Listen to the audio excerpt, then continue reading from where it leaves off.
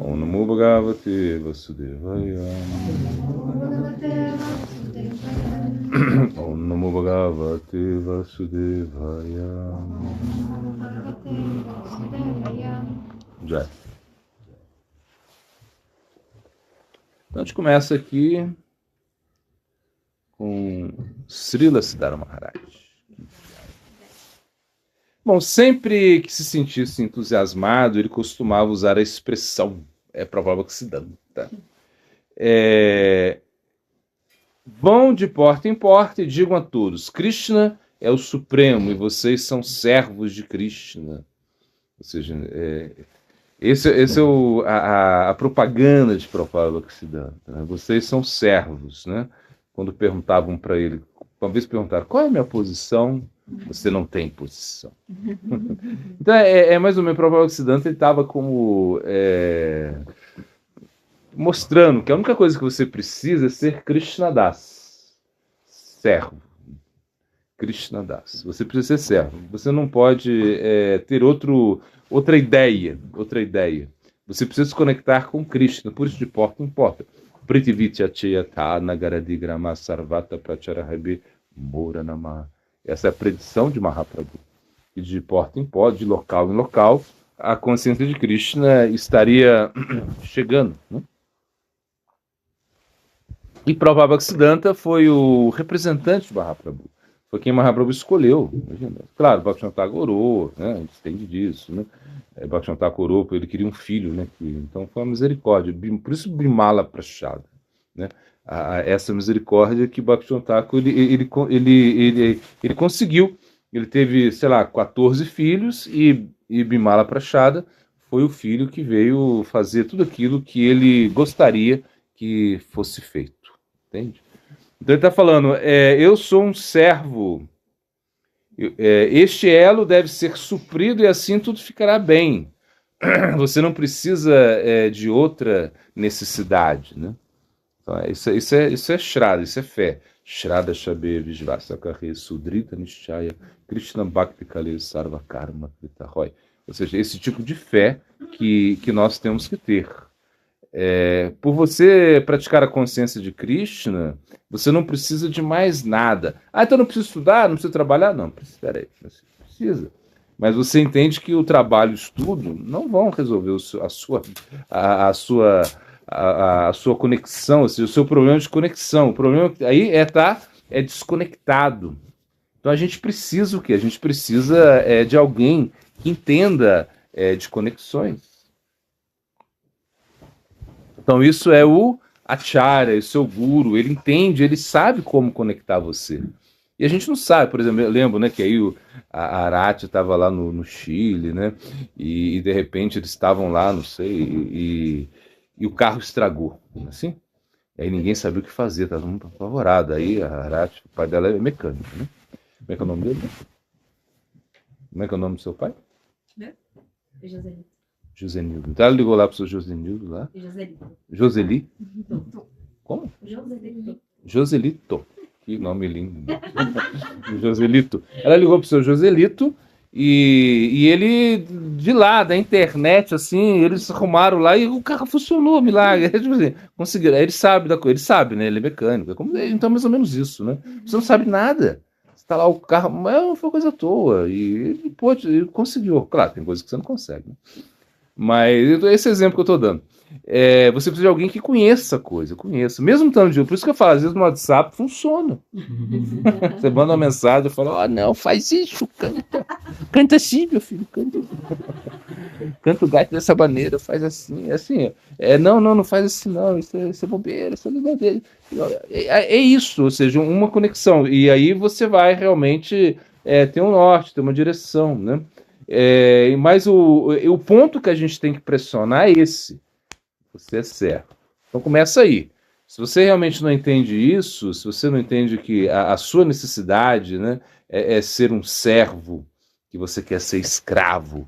Você fala, o que você quer ser quando crescer? Escravo!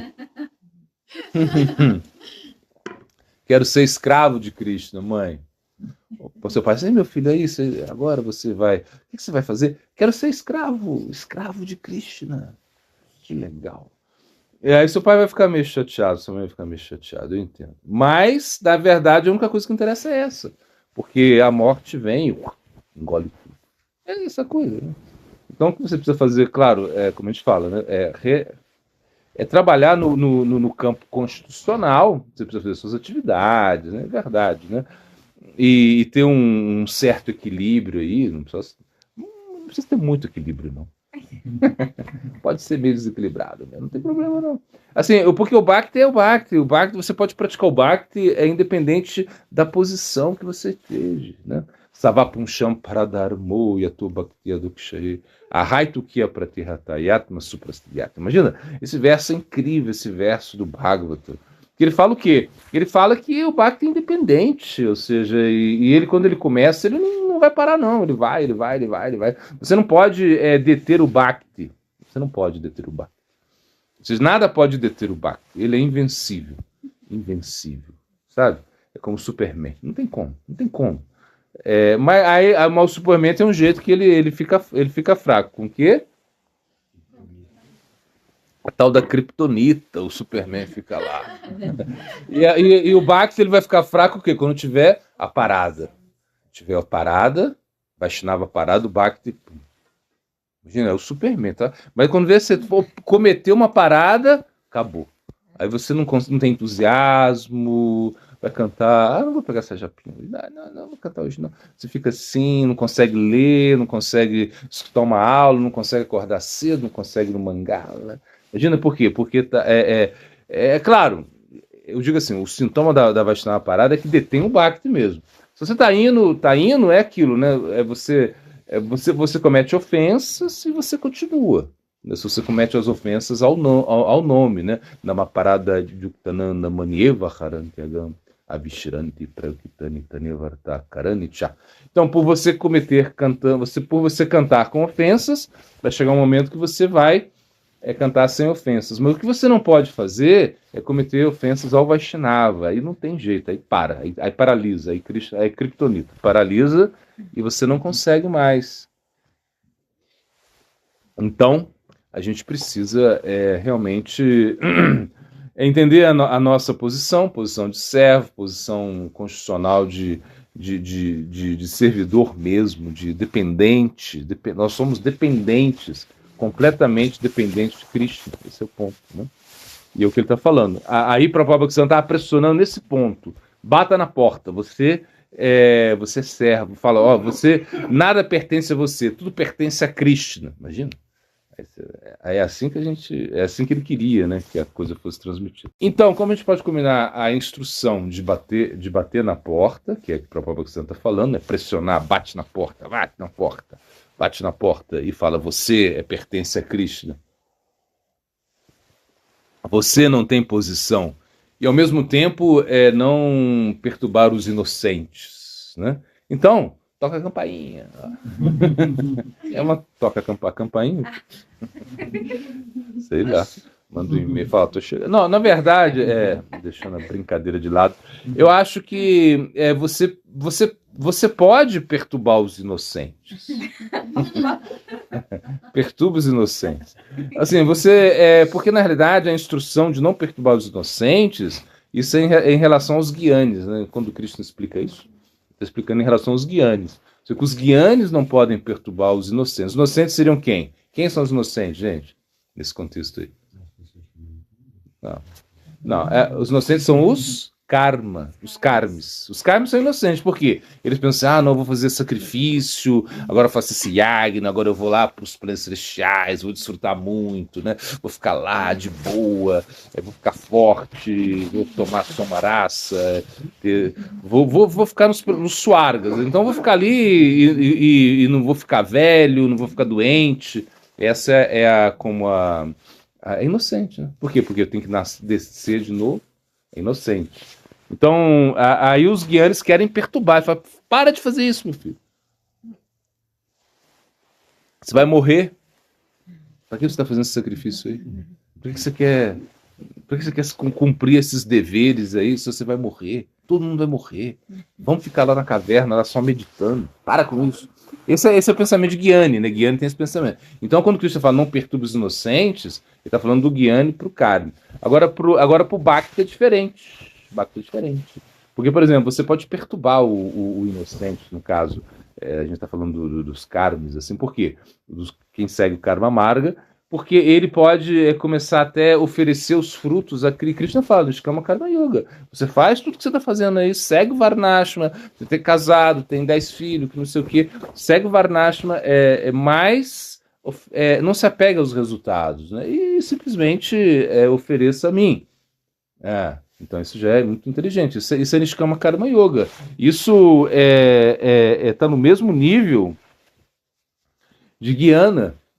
O Krishna fala, porque quando a Arjuna tá meio confuso, ele fala assim, mas espera aí.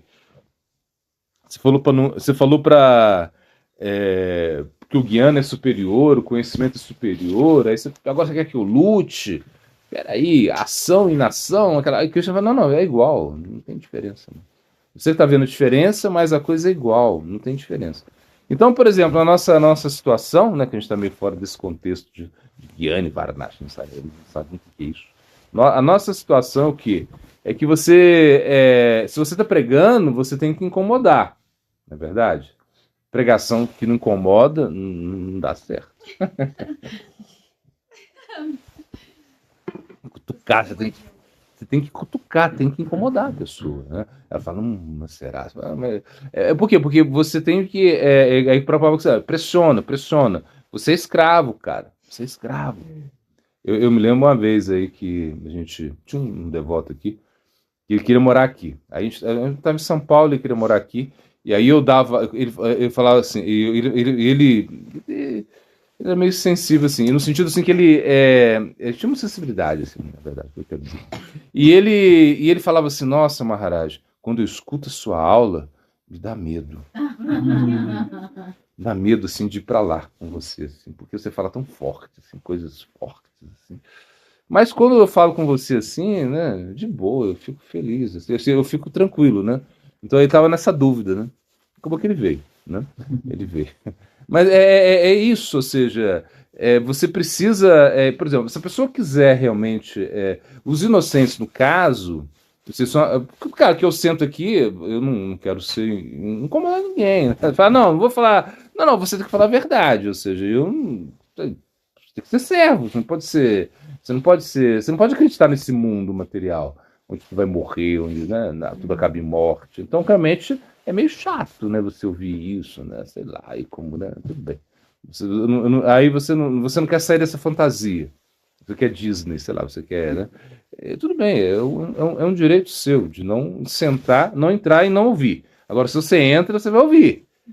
Assim, eu não vou ser mal educado, mas a gente vai falar a verdade e a verdade dói, não tem como você não falar. E todo dia está falando, né? Tá falando da morte, está falando, né, do aspecto fenomênico do mundo material, da inutilidade de ficar desfrutando dos sentidos, né? O que Krishna perturba também, ele fala assim, o que quando Arjuna fala assim, o que eu estou fazendo, Krishna? Por que, Krishna? Por que eu faço coisas contra a minha própria vontade, Krishna? Porque você fala Kama Esha, Kruda Esha, Raja Guna Samubhavaha. Ou seja, é a luxúria. Então, a luxúria pra gente é o Satanás. A luxúria é Satanás. Então a gente tem que falar, Satanás, sai, é com a luxúria. Ou seja, quando você pensa o que Krishna fala, o que destrói tudo, o que acaba tudo, é a luxúria. Ele fala isso, né? Assim, é isso mesmo. E a gente não tem essa coisa que é o demônio que tá aí, que o demônio entrou no cara. Não. Que sai demônio, sai gritando. Não. A gente não tá assim, né? Mas a gente... Eu até me lembro uma vez que a gente estava na porta da igreja evangélica, né? Tem gente não lembrar disso. E aí eu tava até com o Ishna, a gente foi lá em São Lourenço. Foi... E de repente o pastor começou a gritar uma coisa assim, né? Eu estava lá no ponto de ônibus e de repente ele, né, jovem assim, sei lá, ele E Sapeca quis entrar lá para ver como que é que tá acontecendo. Tipo assim, né? Uma curiosidade, assim. Aí ele, assim como, né? Para ele era divertido, né? E era divertido pra gente. Ele falou, nossa, mas o nosso ponto não é o capeta. Assim, o Satanás nosso é a luxúria, ou seja, a gente tem que lutar com a luxúria que destrói tudo mesmo, né? Depois aí surge a ira, você perde a inteligência, e aí acontecem coisas muito estranhas, né? Então, assim, a gente precisa perturbar. Agora, inocentes, no caso, assim, como eu falei, então, dentro do Varnashram, então, ou seja, o Bhakta pode perturbar o Karma Yoga, porque tem o caminho do Niskama. Então você pode pregar o Bhakta para ele e faz Niskama. Se faz Niskama, por exemplo, no nosso caso aqui, a gente pode pensar assim, de repente vender livros Niskama Karma Yoga, fazer uma horta Niskama Karma Yoga. Assim, a gente está assim, entende? Não é que a gente está, né? Água de floresta, isso é Niskama Karma Yoga, de certa maneira, né? Ou seja, você faz isso e as pessoas que estão, né? Ou seja, pessoas que nem entendem vão se purificar com isso, né? Então a gente pode perturbar o inocente nesse sentido. Mas talvez o que você queira perguntar também é essas pessoas que não têm muita. Se a pessoa não quer, aí você não pode perturbar. Entende? Ela tem que querer. Ela tem que deixar. Tipo assim. Ela tem que deixar, não tem essa coisa. Você tem que. Ela tem que realmente permitir que você pregue para ela, assim, nesse sentido de pregar, né? Então, uma vez, assim, quando o Swami Maharaj Prabhupada ele recebia a informação, nossa, eles estão falando tantas coisas da gente, Prabhupada, tantas coisas, tá falando que a gente faz lavagem cerebral, aí ele falava, que cérebro? E aí ele falou assim, nossa, ele está falando que a sociedade... Daí ele falou, não, eu estou transformando macacos em seres humanos. Assim falar, mas Prabhupada, desse jeito, pesadíssimo, né? Pesadíssimo. E ele dizia assim mesmo, assim, cara de pau, assim, falava assim mesmo, né? Na realidade ele falou assim, eu vim na terra de vocês como um agressor. Ele falava assim, eu estou agredindo vocês. Porque essa era como, né? A proposta dele mesmo, né? Agredir. Claro, a gente não precisa ser mal educado, né? Não é isso, mas é você realmente saber aonde apertar. E se uma pessoa ela está inocente no sentido que ela não sabe, né? Não sabe nada, não tem problema, você pode perturbar ela assim. Pode bater na porta e perturbar o inocente. O Bhakta pode perturbar o inocente, desde que ele permita, né? Assim, né? Para não cair nessa ofensa de pregar para as pessoas que são carentes de fé, ou seja, que elas não querem de jeito nenhum, você não pode se preocupar. Então, está falando da unidade, né? Ou seja, que você está errado você pensar que você está conectado, você é Krishna, né? Nesse sentido, né? Você está na mesma, está unido a Krishna, é isso que ele está falando. Mais ou menos, mas ele pediu para explicar a frase. Tinta Beda Tato, né? Isso que ele quer saber. Igual em quantidade, Tá. porém diferente. Isso. Então, assim, a gente pode pensar assim, aí tá. Você é uma diva, e você tem uma conexão com o Brahman Supremo, a gente pode pensar assim, né? A gente pode pensar o quê? Que nós somos Krishna. De certa maneira, isso não está errado, você pensar assim, eu sou Krishna. Só que em termos de qualidade, não quantidade. Esse é o ponto. Então, é esse clássico exemplo do oceano, né, do mar, lá você vê o mar e a gota do oceano. Esse é o exemplo mais assim, emblemático que a gente tem. Então, em termos de quantidade, você tem as mesmas características de Krishna, em termos de qualidade, né? Saktidananda. Então, você tem essas mesmas características, sim. Só que em termos de quantidade, é totalmente diferente, né? Ou seja, uma gota de água não vai afogar ninguém. Apesar que tem esse ditado, se afogou num copo de água, né? Não é numa gota, é num copo de água. Mas mesmo assim, ou seja, você não vai se afogar. Por isso que fala, você não vai se afogar num copo de água. Não se afogue num copo de água. Isso é uma coisa assim. Então, nós temos, por isso fala, Nitya Nityanan, Chetana Chetanana, Eko Bahunanjo, Vadati Kama. É isso? Né? É isso mesmo. Então, o que acontece? Existe, então você tem, você é uma diva, você tem consciência, Cristo não tem consciência, não é? Você tem, sei lá, você tem isso, só que essa consciência, só qual que é a diferença o quê? É que Krishna, ele está mantendo você. Essa é a diferença, é a grande diferença. Você como, você precisa estar perto dele, né? É como, por exemplo, o fogo, né? Você tem um fogo, né? E aí você tem a centelha do fogo. Então a centelha do fogo sai. E essa centelha do fogo, ela precisa ser revivida. Tipo, se uma brasinha, sei lá, uma centelha tá lá, caiu, para que isso possa, né, crescer, você precisa estar lá, né, alimentando isso, senão não vai acontecer nada, vai apagar, acabou.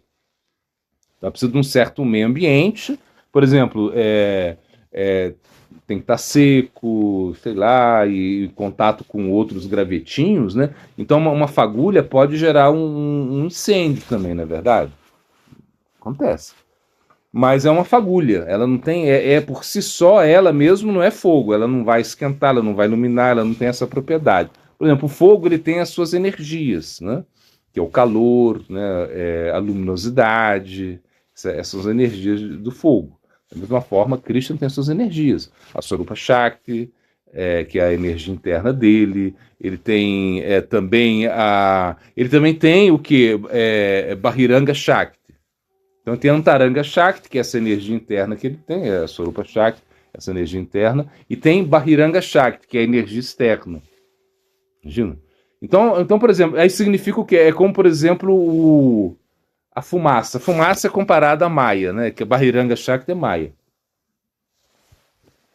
Então chega uma hora que a fumaça ela pode cobrir o fogo, mas o fogo está lá. Aí a fumaça cobre o fogo, né? Por exemplo, e se a lenha está molhada? Aí não tem fogo. Ou seja, aí tem muita fumaça, na realidade. Tem mais fumaça do que fogo. Mas essas possibilidades existem ali. Né? Então, quando a gente pensa em aspecto de igualdade, diferenças simultâneas, esse é o problema. Por exemplo, Shankaracharya ele fala, não, tudo é um. Ou seja, você é Deus, só que você está unido com Deus. Você está aqui, mas você não existe, porque você é Deus. Né? Então o processo deles é o quê? Você pratica, como a gente está praticando, eles praticam também, de uma maneira diferente, mas é você realmente se tornar Deus. Então você vai ser Deus, todo mundo aqui vai ser Deus. Então você vai ser Deus. Tanto é que quando eles tomam sannyasi, né? É como uma é como se fosse aí eles já se comprometem como Deus mesmo, ou seja, né? Você agora se tornou um Deus, é uma coisa assim, é algo muito estranho isso, é muito estranho, ou seja, que você perca, que você seja Deus, que não exista nada e que na realidade é uma coisa só. Então essa unidade foi combatida primeiro por quem? Qual foi a acharya que combateu essa unidade? A gente falou na aula esses dias. Foi Shankaracharya. Foi Ramanujacharya, não é isso? Ou seja, então se ele. Essa doutrina, né, a Dvaitavada, que tudo é igual, não existe diferença, né? Que foi proposto por Shankaracharya, ela vem ser combatida por Ramanujacharya. Não já fala assim, não, nós somos iguais a Deus, só que nós somos diferentes também. Não é isso? Vishista Adwaita. Ou seja, existe uma unidade, só que uma unidade diferenciada. Você é diferente, você é igual, mas você é diferente também. Então isso já foi como uma coisa assim. E aí Madhvacharya veio também, né, com os conceitos assim, bem parecidos, assim, né? Ou seja, porque na realidade parece que Ramanujacharya ele via a diferença, né, e a unidade, E ele fala, então tem hora que tem diferença, tem hora que não tem, que não tem diferença, é uma coisa assim. Já Madhacharya, ele acaba propondo, né, uma teoria mais assim, elaborada, onde existe a diferença total, existe a unidade total e existe a igualdade e diferença juntas, combinadas, né? Uma coisa assim. E aí depois, isso, ou seja, então você é igual e você é diferente ao mesmo tempo. Isso. Então o Mahaprabhu aceitou, ele aceitou isso. Ou seja, nós seguimos a Madhvacharya, né? O Mahaprabhu aceitou Madhvacharya. Ele aceitou a Brahma Gaudiya, ou seja, por isso que é Brahma Gaudiya, Madhva, né? Sampradaya, bom, enfim. Ou seja, ele aceitou isso. Só que Mahaprabhu colocou uma palavrinha aí que mudou tudo, que chama Achintya. Achintya significa inconcebível. Então, se Madhvacharya falava, né, Beda, ou seja, existe a diferença, existe a igualdade simultâneas, né?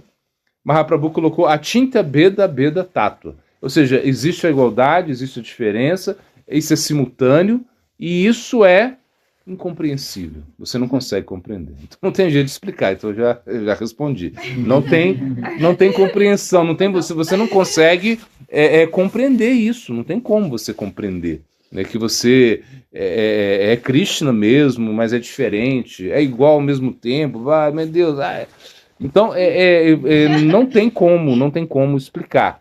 Ah, não, mas isso, sei lá, o sannyasi lá explicou, ele tentou explicar. Os acharyas também estão tentando explicar, mas assim, vai ter um livro agora que vai explicar. Tá, ele vai te mostrar mais ou menos como é, mas não vai, você não consegue. É como, por exemplo, né?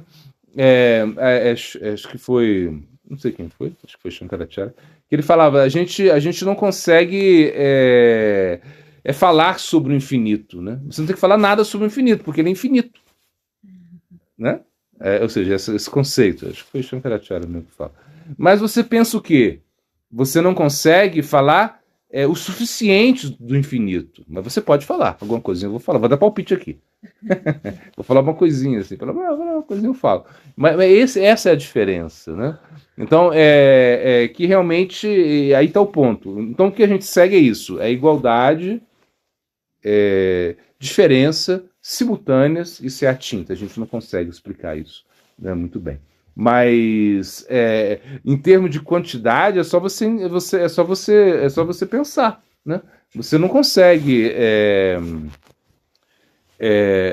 fazer incêndio assim por si só, não tem como, né? Ou seja, esse exemplo que a gente deu da centelha, né? A centelha, você bota uma centelha aqui, sei lá, não vai acontecer nada, né? A centelha do fogo não acontece nada. Agora, se tem uma palha, se caiu na gasolina, se sei lá, uma coisa assim, tá tudo seco, aí pode ser que aconteça alguma coisa, né? Mas é diferente, né? Então é isso. Então, nesse caso, a gente não vai conseguir mesmo, né? Entender muito bem isso, mas dá para ter uma noção. Ou seja, que essa diferença, né, em termos de quantidade, né, é lógico, porque ele é infinito, né? E a gente tem algo finito. E como disse Sri Samaraj, ele disse o quê? A diva é uma Shakti empobrecida de Bhagavan. Nossa, que frase linda. Uma Shakti. Sri Samaraj. Ele falou assim, a diva é uma Shakti empobrecida de Bhagavan. Você vê? Mas lindo, ele matou, ou seja, te trouxe aí um Shastra Nipun. Ou seja, ele vem com uma informação assim, incrível, né? Que você é uma Shakti, você é pobre, ou seja, você não tem condição de fazer a coisa, né? Você precisa de ajuda, né? Você precisa ser nutrido, ou seja, né? Esse é o ponto. Bom, você quer saber como alimentar a humildade, né? Então, qual o alimento, como você alimenta a humildade, né? Então, se vê pequenininho, como você falou, por aí, né? Ou seja, por aí mesmo. Por isso que Mahaprabhu falou, Trinapi Sunichena, Ou seja, você tem que ser mais humilde do que a palha, do que a grama, né? A grama ainda tem uma tendência a se rebelar, né? Você pode pensar assim, né? Você pisa na grama, a grama, peraí, foi para cima, pisou depois. Então você tem que ser mais humilde que isso. Isso é uma coisa bem difícil, né, de se conseguir. Não é fácil, né? Agora, como a gente cultiva a humildade, não é verdade? Como a gente alimenta a humildade. É realmente isso, entendendo que você não tem posição. É a primeira coisa, você não tem posição. Você não tem posição nenhuma. É como diz o Provérbio Oxidanta. Você não tem posição. Você está sem posição, imagina. E essa situação de não ter posição, ela vai te ajudar muito a perceber as coisas. Né? Porque agora a gente não percebe muito, porque a gente acha, não, eu sou sei lá, eu sou o ministro lá do Supremo Tribunal Federal, uma coisa assim. Como? Será que ele vai conseguir ser humilde sendo ministro do Supremo Tribunal Federal? Difícil, né? Ou mesmo que eu sou o sannyasa, eu sou o guru, eu sou o acharya, eu sou o administrador, eu sou... Peraí, eu tenho não sei quantos anos de devoto, sou devoto antigo, coisas assim que a gente escuta, né? Então, realmente, isso não é ter posição, isso é realmente ficar longe, isso é você deixar a humildade realmente enfraquecer, não dar comida para ela. Porque realmente é o contrário, o contrário da humildade é orgulho. Orgulho. Então a gente vai pensar assim, tudo que vai incrementar a humildade vai dissolver o orgulho, né? Essa é a ideia. O ego, o orgulho, né? Porque se você tem esse ego tão estabelecido, né? De você mesmo, né? Você tá, né? Aquela coisa toda. Então, poxa, se você, sei lá, né? Quando tá chovendo, né? E tá trovejando, assim, tem raio, você sai achando que Deus tá tirando foto de você, né? Uma coisa assim. Você chegou, o Cristo tá tirando a foto de mim, ó aqui. Não, peraí, não é isso não. É o trovão, cara. É só o trovão, é só o relâmpago, né? Então, peraí, então com calma aí, né? Vamos com calma, né? Vamos com calma. A gente não é nada, não é nada, não é nada. Ou seja, e o livre-arbítrio que a gente tem é pequenininho, assim, uma coisa. A gente tem, claro, a gente tem. Mas é pequeno, você não decide muita coisa, não. Você não tá aí com as rédeas na mão para decidir tudo, entende? Não. E Cristo vai falar isso várias vezes, ou seja, Prakrit Kriya Manani Gunai Karmani Sarvasaha. Ou seja, é Prakriti que cria e ela está governando com as gunas. Você arranca Vimudatam, você se acha aquela pessoa, você está pensando que é você que faz, mas você não está fazendo nada. Entende? Então é isso que a gente tem que entender isso. E aí você vai incrementar a humildade, quando você começa a entender isso, né? Que você é pequeno, que você realmente não é nada, que você não tem posição. A gente está aí, né, indo para um lado, para o outro, então a gente fica orgulhoso, a gente está orgulhoso de quê? De que você está orgulhoso? Porque você vai ser o quê? O cara mais rico do cemitério? Mais rico, o ricão do cemitério, o mais bonito, a mais linda do cemitério. Aí a câmera é linda. Ou seja, então não tem sentido o mais inteligente do cemitério. Aí vamos fazer concurso lá. Quem é o mais inteligente do cemitério? Quem é o mais lindo? Quem é o mais rico? Né? Os mortinhos lá. Não tem sentido isso, não tem sentido. Então tudo que a gente conquista nesse mundo material não tem sentido. Isso é uma coisa assim, realmente não é nada. Ou seja, essa composição corporal que nós temos, né? É uma coisa assim, extremamente frágil, está sujeito a dar problema o tempo todo, entende? Assim, uma hora vai dar problema. Então a gente não tem que ficar orgulhoso, né? Porque você entrou no carro, sei lá, uma coisa assim, sabe? E esse é o grande problema, o egoísmo, né? O arrancara, né? O meu carro, minha casa, minha família, é um grande problema. Pequena palavra, grande problema que a gente tem. Então, na realidade, a gente precisa realmente dissolver isso, assim. E os devotos são muito espertos nisso, né? Purari Goswami Maharaj, ele conta, né, que Uma vez o irmão dele, né, foi no templo, né? E ele já estava assim, desconectado da família por muito tempo. Ele contou isso várias vezes. E o irmão dele foi no templo e de repente ele falou: você é irmão de Tripurari Maharaj? Assim, o Tripurari Maharaj era famoso, né? Que legal. Aí começaram a conversar com ele assim, né? E de repente começaram a pregar para ele. Pregaram para ele, imagina. E aí depois, aí o irmão dele encontrou com ele lá, ele conta, né? Que o irmão dele falou assim: nossa, eu pintei a minha vida numa aquarela, né? E eles jogaram água tudo nisso. Imagina, você pinta, faz uma pintura numa aquarela ali, aí alguém vai lá, joga água, tirou tudo. Porque os devotos são especialistas nisso. Em tirar as suas expectativas, as suas ilusões, ou seja, realmente, porque quando você lê o Bhagavad, você fica, nossa, que livro, ai. Eu não quero casar, tipo assim, é mais ou menos isso, né? Não quero nada, não quero trabalhar, não quero, tipo assim, porque realmente dá dessa vontade, né? Dessa vontade, o que eu vou fazer, né? Não tem como, né? Isso aqui. Mas sabe, é uma coisa assim que você precisa realmente entender o que é essa ilusão. E você, com humildade, você entende isso de uma maneira muito melhor, né? Você entende que, imagina, em relação ao tempo, em relação a todos os elementos, né? A tudo, você não é nada. Você não é nada. Você não controla nada. Você tem um poder de decisão. É tipo assim, como você entrou num trem, aí você vai de um trem, né? Você vai a um destino e você pode andar no trem, né? Vai no banheiro, vai não sei o quê. Assim. Não é que você, vou pular do trem. É suicídio, é como coisa de Guiane, né? Uma coisa assim, vou pular do trem, não quero. Não, o trem é mais ou menos isso. Né? Então você precisa ir. Você tem que chegar lá. Agora, como você vai chegar, é outra coisa, entende? Então, acho sim. Se você pensar que realmente não tem posição, que é bem assim, que é minúscula a sua posição, ajuda a cultivar a humildade.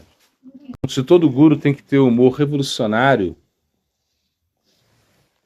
como o Prabhupada Bhaktisiddhanta Sarasvati Thakur, não, a resposta é não precisa. A gente vê Guru que Kshetradas Baji Maharaj era guru e não tinha esse humor, né? O humor dele era um humor assim, ele não queria fazer nada, assim, ou seja, ele só gostava de cantar, e ele não gostava, assim, quando ele pregava daquele jeito assim, você sabe. Você quer vir aqui, quer escutar Harikata? Você está perguntando, chegam os visitantes, vocês chegaram aqui. Maharaj, o que a gente pode fazer para você? Aí eu falo assim, então defeca aí, defeca do lado aí, mas, Maharaj, não, para espantar os materialistas, como vocês, né? Tipo assim, uma coisa assim, né? Ou seja, então o guru não precisa ter esse humor, não. Você, por exemplo, Lokanath Goswami, ele não tinha esse humor, ele foi guru, ele teve um discípulo, né? E, geralmente os gurus que não têm esse humor revolucionário de Prabhupada Bhaktisiddhanta, eles não são assim tão pregadores, né? Eles não estão pregando tanto, eles não estão, né? Ou se eles estão pregando, eles pregam assim num nível assim menor, assim, a gente pode dizer assim. Então os gurus, eles podem ser revolucionários internamente também. O Prabhupada Bhaktisiddhanta era revolucionário internamente, não era que ele só fazia coisas externas, né? Imagina quando ele cantava 192 voltas de japa, imagina. E aí quando em 1914, 1915, os gurus dele partiram. O Guru Kshetradas Baji Maharaj, Srila Bhaktivinoda Thakur, eles foram embora. E aí? E aí ele não queria mais pregar. Ele falou, não vou pregar, só vou ficar cantando, né? Para que eu vou pregar? Eu queria levar pessoas para ele. Agora eu não quero. Vou para Vrindavana e vou terminar minha vida cantando. Essa foi a determinação dele. Mas tudo mudou. Por que tudo mudou? Teve um sonho, teve uma visão, Prabhupada Bhaktisiddhanta, na verdade. E aí com esse sonho, com essa visão, ele falou, não, então eu vou lá para Calcutá e vou pregar.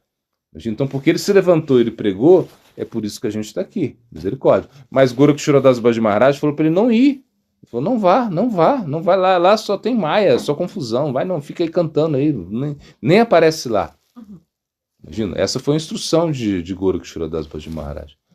Então, por exemplo, quando a gente vê, uma vez, Prabhupada Ocidente estava cruzando um rio, né? Eu acho que foi lá no Ganges, não sei. Acho que foi no Ganges mesmo.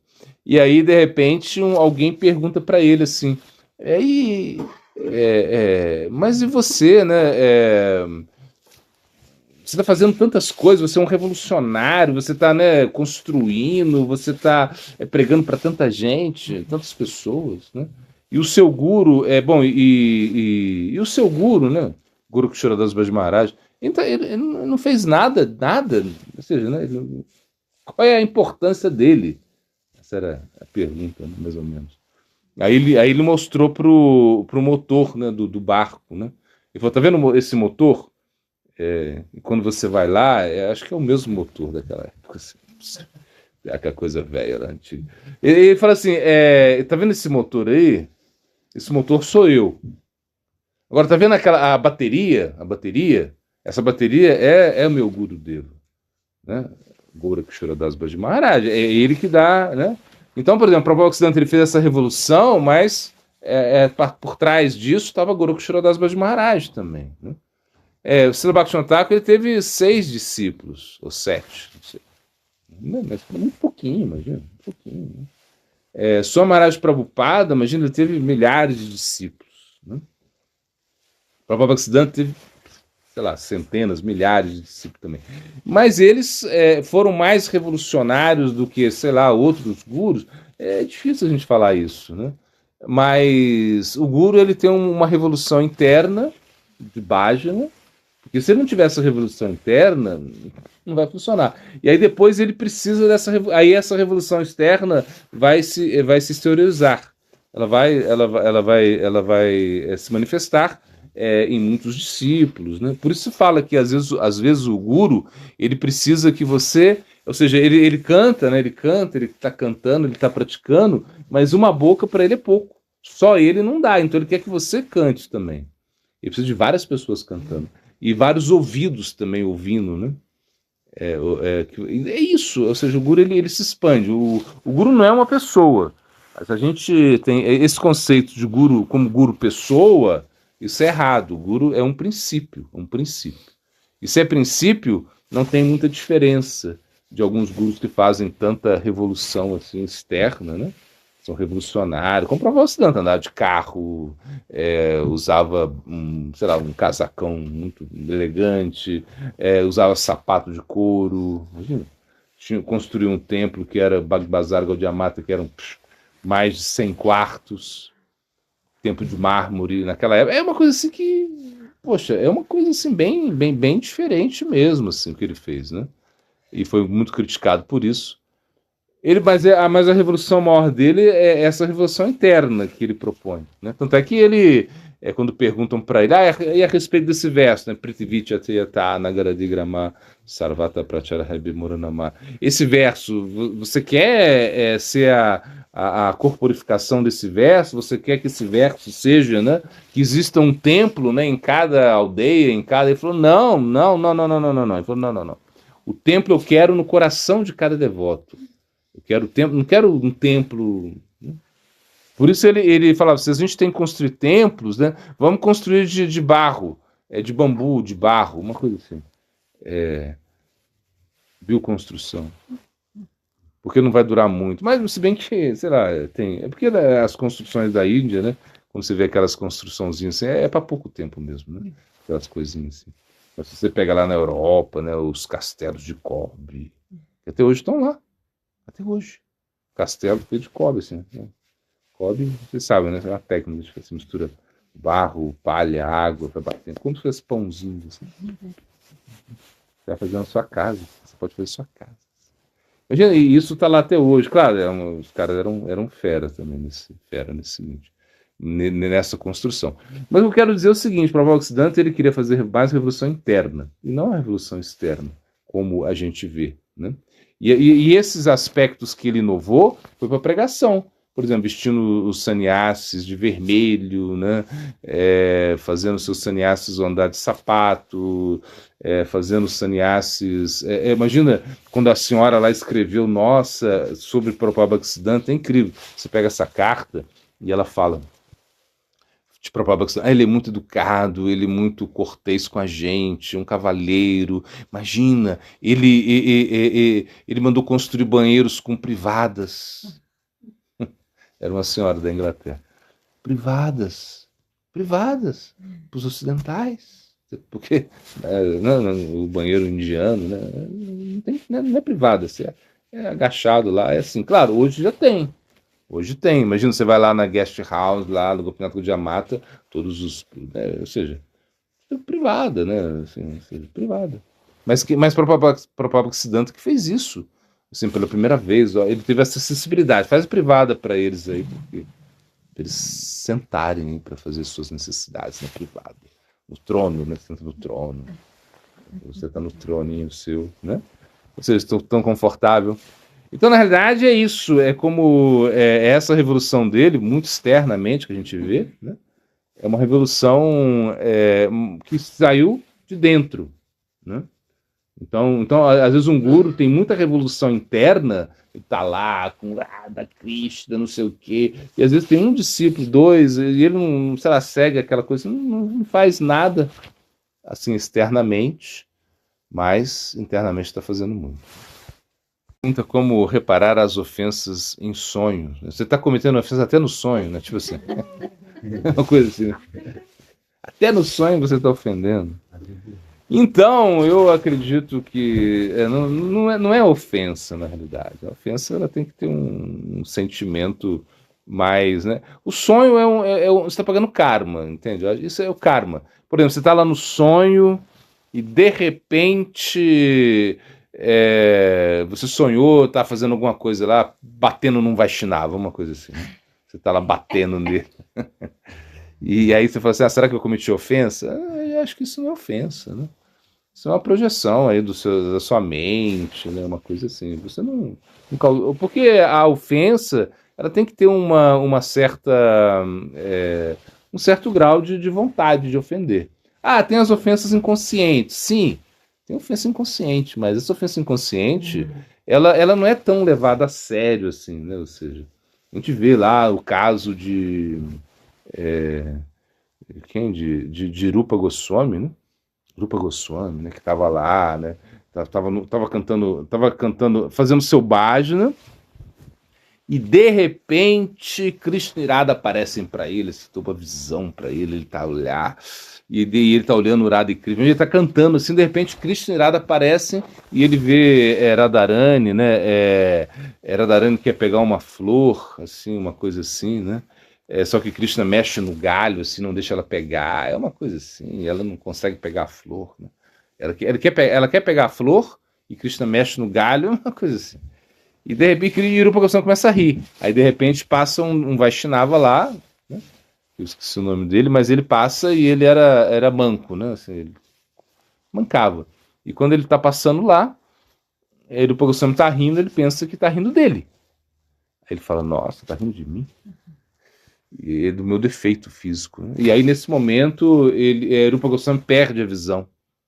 Ele tá lá e perdeu a visão. E Rupa Goswami nem percebeu que esse Vaishnava estava passando, claro. Aí ele vai lá e pede e pergunta para Sanatana Goswami, olha, explica toda a situação. Tinha um Darshan de Radha Krishna e contou toda a história.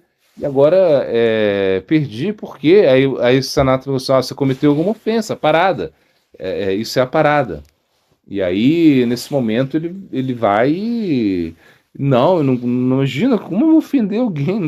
Rupa Goswami, praticando... Ele falou, não, vamos pensar. Algum Vaishnava inconscientemente você deve ter ofendido. E aí, você vai lá. Então, eles fizeram um almoço, né, sei lá, um festival, convidaram todos os Vaishnavas, e esse Vaishnava que se sentiu ofendido não foi. Aí foi fácil, eles foram lá e falaram, o que aconteceu? Por que você não foi? Aí falaram, não, aí ele contou, não, você tá rindo de mim, eu passei lá, eu tava, né, mancando, e você tá rindo do meu defeito físico. Aí ele falou, não, jamais, desculpa, nunca, ele explicou o que aconteceu, era Radha Krishna, tava lá, pelo amor de Deus, me perdoa, mas era Radha Krishna, você ficou ofendido. Ofensa inconsciente. Então, por exemplo, quando você está em sonho, você não. É difícil você atingir o Vaishnava. Por exemplo, uma vez eu vi um devoto que falou pro Guru: falou, Gurudeva, eu comi carne, é porque você pediu para eu comer carne em sonho. Já. Aí o Guru falou: não, eu nunca pedi isso. O Guru falou: não, jamais, eu nunca ia pedir isso no sonho. Não, você apareceu diante do sonho para mim, Gurudeva, e você falou: come carne, aí eu comi carne. O Guru falou: não. Então, realmente é isso que a gente entende, né? Que realmente, se você está num sonho, por mais que você bata no Vaishnava, você dá um tiro lá no Guru, acontece. Você está lá, de repente, você dá um tiro no Guru. Pensou? No seu sonho. Mas e aí? O que aconteceu? Não tem como. O Guru não sentiu nada, ou seja, o tiro, sei lá, que você deu, foi só pelo culatra. Uma coisa assim, não deu certo. Ou seja, a ofensa não foi concretizada. E nem conscientemente. Mas no sonho, não é legal você sonhar, né? Aí você acorda e você entende que foi um karma. Você cometeu uma ofensa em sonho, isso foi mais um karma do que uma ofensa mesmo. Então, não tem que se preocupar em como, assim, extinguir as ofensas que a gente comete em sonho. A gente não comete ofensas em sonho, ainda bem, né, gente? Você tá aí, de repente te ofendem, né? E aí o que você tem que fazer? É isso. Se te ofenderam, né? Você se sente mal, claro, mas você não tem que revidar a ofensa, entende? É como a gente segue mais ou menos o princípio de Jesus Cristo, né? Se te batem numa face, dá outra face. É uma coisa assim. Então a ofensa, se você é ofendido, principalmente ofensas verbais, né? Que geralmente são ofensas. Geralmente os devotos não batem em ninguém. Geralmente. Acontece em alguns casos. Mas, claro, se o devoto tá te batendo, você tem o direito de te defender, não sei. Uma coisa assim, sai correndo. Mas geralmente as ofensas são verbais, geralmente verbais, né? E aí, nesse caso, você entende que tudo bem, não é com você. Ou seja, se o cara tá te ofendendo, tá dizendo uma coisa que você não é, tá te denegrindo a sua imagem, alguma coisa assim, não sei. Você fala, não, isso não é comigo, né? Sei lá, é igual, por exemplo, alguém vai lá e xingam e falam que você é um filho, sei lá, né? Que é que é um dos nossos xingamentos mais fortes aqui, né? Pelo menos na nossa cultura, né? Aí você pensa assim, poxa, não sou, não, minha mãe não é comigo, né? Na minha mãe não, minha mamãezinha não tá lá. Ou seja, tipo assim, é uma coisa que você tem que pensar disso, entendeu? Ou seja, né? Minha mãe não é uma profissional do sexo, sei lá, você pode pensar assim, não é comigo. O problema é o conhecimento da pessoa, né? Quê?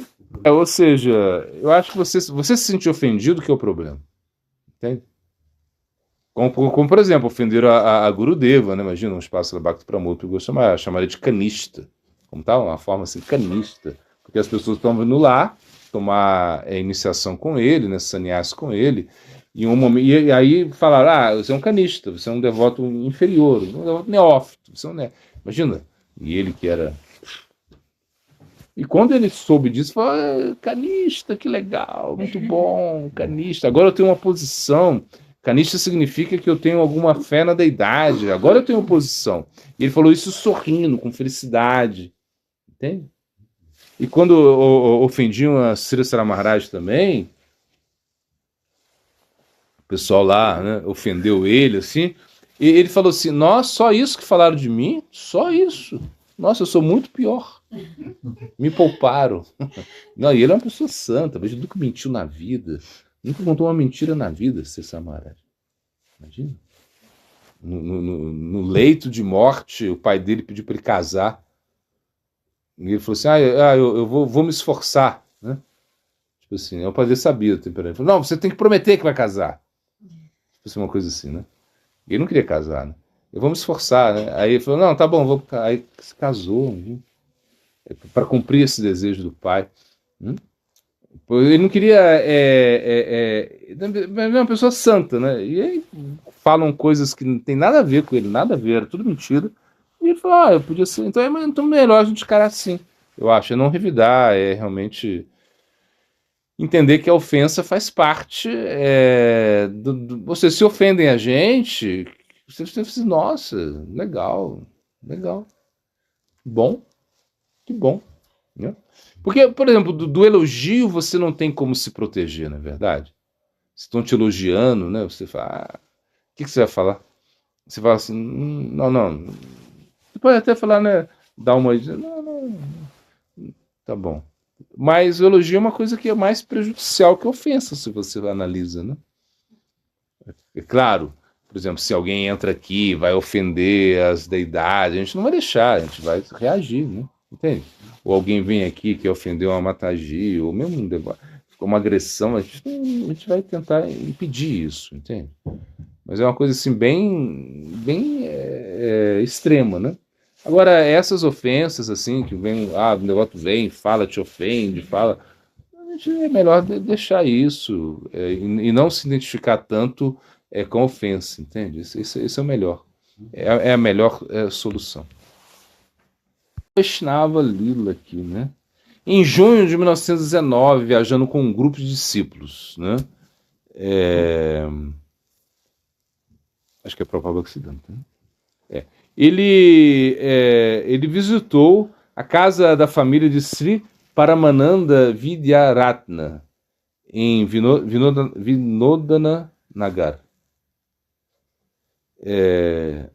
O fosso ao redor da casa estava infestado de mosquitos. A gente foi visitar a casa lá e estava cheio de mosquito no fosso. Né? Assim. E isso tinha muito mosquito. Quando o próprio Bhaktisiddhanta chegou lá, os mosquitos foram embora. Imagina. A dengue, gente. A gente tá com um monte de. É tipo assim, você tem um monte de dengue aí, um monte de mosquito da dengue. E aí chega para o Bhaktisiddhanta, os mosquitos tudo vai embora. Mas assim era Prabhupada Bhaktisiddhanta. Uma vez perguntaram para Bhakti Kumud Shanta Goswami Maharaj. Inclusive quem perguntou foi um espaço da Bhakti Vibhuda Budani Goswami Maharaj. Ele pergunta para Bhakti Kumud Shanta Goswami Maharaj. Ele fala assim, como era Prabhupada, assim, porque vocês falam tanto dele, que tipo a refugência, que ele tinha, né, uma beleza, assim, que ele tinha, né, que você ficava tão atraído por ele, né? Aí ele falou, olha, é assim, se você colocar 100 mulheres, né, lindas de um lado e Prabhupada Bhaktisiddhanta do outro, ninguém ia olhar para as mulheres. De tão atrativo que ele era. Então ele era muito atrativo, ele era muito refugente, né? E ele tinha um poder assim que realmente era assombroso o poder dele, né? Quando ele falava, né? Imagina, se alguém tinha ninguém tinha coragem de desafiar para o Bhaktisiddhanta, ninguém. Os Mayavadis, quando viam ele, trocavam de rua, né? Os Brahmanas Smartas saíam correndo. Claro, tentaram matá-lo, né? Mas o Shakti dele, a energia dele era tão poderosa, né? Que realmente... Imagina, dizem que o local onde ele nasceu, que é em Jagannatha Puri, né?